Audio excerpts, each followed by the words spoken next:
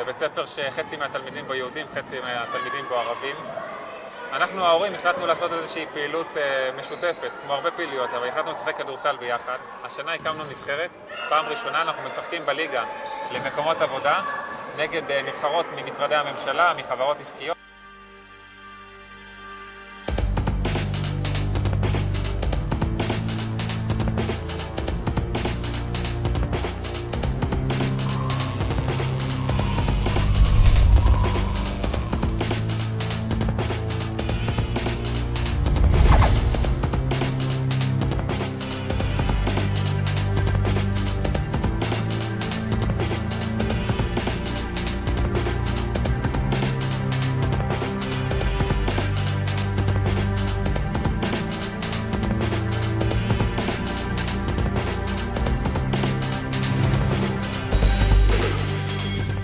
קוראים לי פז, אני אבא לשלושה ילדים בבית הספר הדו-לשוני יד ביד על שם מקס ריין בירושלים. שמי מוחמד מבית צפאפא, אני נשוי, בן 34, יש לי בת ויש לי עוד בת בדרך. אשתי מורה בבית ספר יד ביד.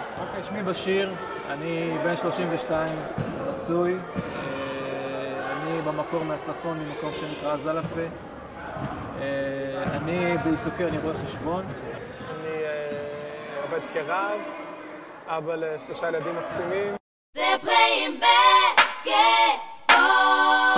All around the world. To the beach, y'all. Let's go.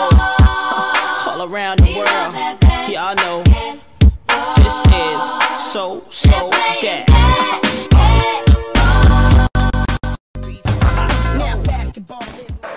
עמותת יד ביד עוסקת בבסיס של הבסיס של החיים המשותפים, שזה בית ספר וקהילה.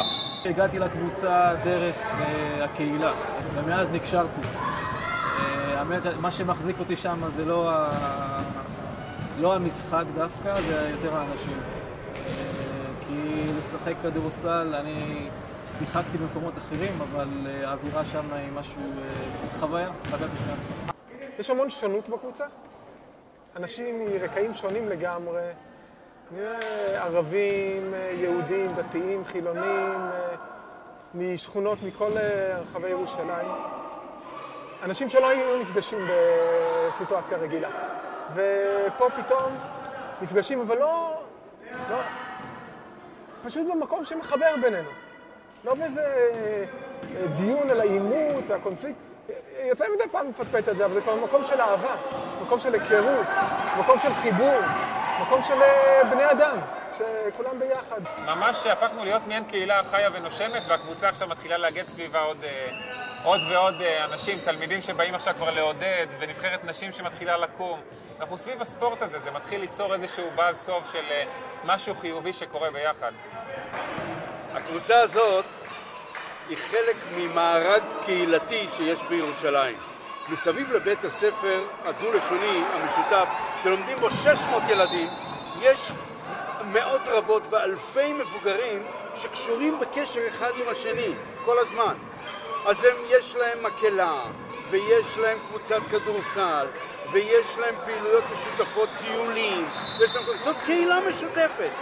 כולם גרים באזור ירושלים ובירושלים, והם חלק מקהילה שמסביב לבית ספר.